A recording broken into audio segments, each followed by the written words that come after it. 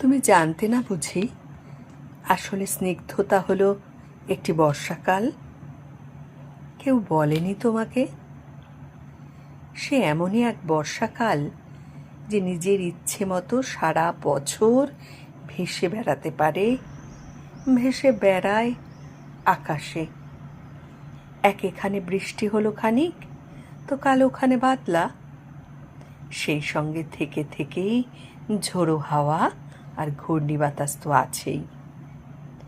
আমি চোখ বন্ধ করলেই দেখতে পাই যেই বৃষ্টি শুরু হলো অমনি বাচ্চারা সব হাত ছাড়িয়ে ছুট লাগালো মাঠে ঘাটে, আর মাটির দেয়াল ও টিউকলের সামনে দাঁড়িয়ে গাঁয়ের বউরা খাল থেকে বিল থেকে তাদের হাঁসগুলোকে ডাকতে লাগলো, চই চই, চই চই, চই চই।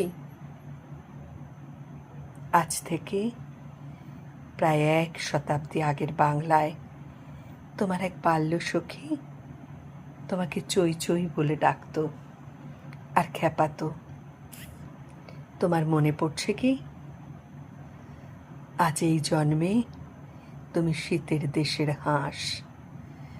কোন সরোবর থেকে কোথায় কোন সরোবরে সাঁতার কাটতে যাও, সমুদ্রের পর সমুদ্র পেরিয়ে উড়ে চলো কত দূর দূর সব দেশ। কিন্তু এবার এই জন্মেও একজন তোমাকে তোমার সেই 100 বছর আগেকার ডাকনাম ধরে ডাকছে, একেবারে নিঃশব্দে ডাকছে, চই চই, চই চই, চই চই। আর তুমি বোধহয়